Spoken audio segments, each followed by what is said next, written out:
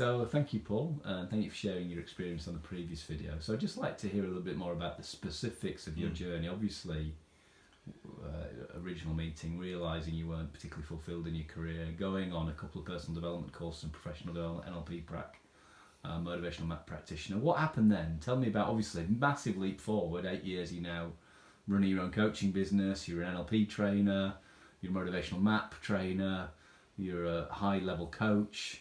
But tell me about the journey from over there. What happened immediately? Was it all roses and singing from day one, or was it, what happened? My life is all roses and singing, as you know that. But certainly I remember back at that time that as we was talking about it previously, that I had that excited feeling, the possibility of studying something and taking part in something that could lead to working and delivering as a coach was hugely compelling to me. So I made that commitment to join you on that NLP practitioner course and motivational map practitioner pretty much at the same time.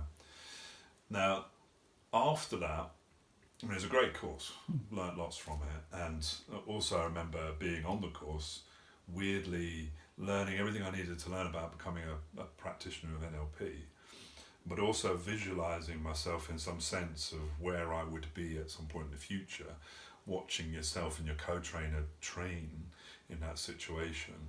I even remember writing my goal at the time, and I found it, I told you recently, that I was saying in there that at some point in the future I'd be sitting in one of those high stools at the front of the room training.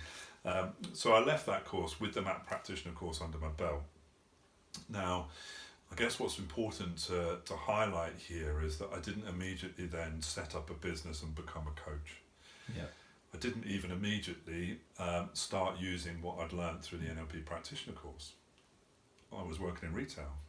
I'd gone back to retail at that stage, had a young family, and I did have a level of frustration connected to that I wanted to use it, but life takes over, and I needed to earn money, and I needed to support the family at the time. And actually what was really good was keeping in contact with yourself and that community that we've now got even more at this stage, keeping in contact so you're keeping it alive, which then led me to making the decision to invest in my Master Prac course. Yeah. And it's at the end of the Master Prac course and the breakthrough sessions that we do at the end that I remember partnering with our good friend Jonathan Spoznisky. And that day when I completed my breakthrough session was the first day I was able to look in the mirror and say, I am a coach. Yeah. Really believe it.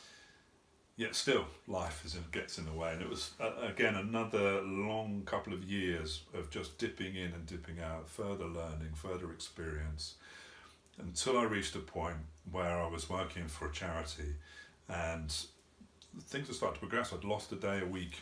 Not lost a day, I'd chosen to take a day a week just coaching because I was building up on the number of clients.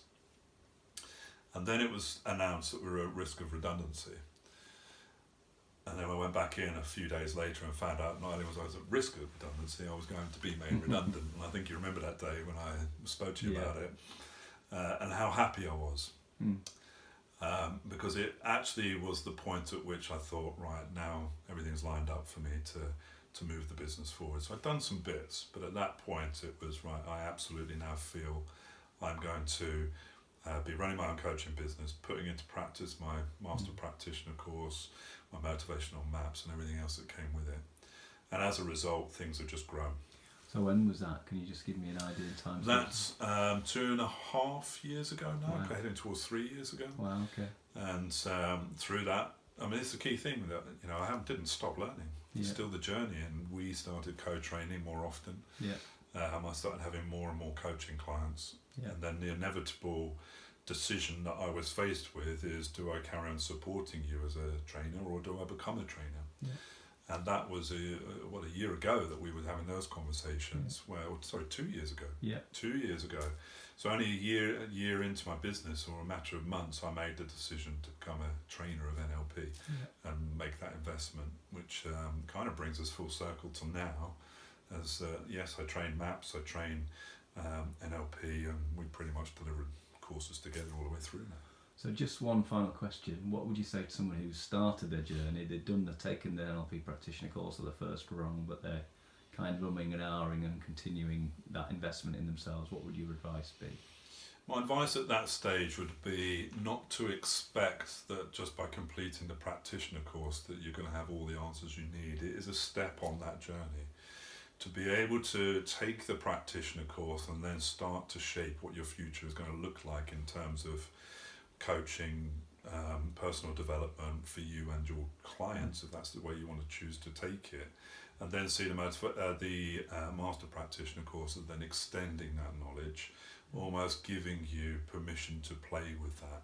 And once you've got that under your belt, then you're continuous learning from that point onwards. And I've seen a lot of coaching and a lot of coaches, and I have to say those that have followed through on that journey tend to have a very rounded view of how they coach their clients, and something certainly that we focus on in our training. Thank you very much, Paul, again. I'm sure that'll be interesting for all of those who are thinking about their own coaching consultancy journey. Awesome.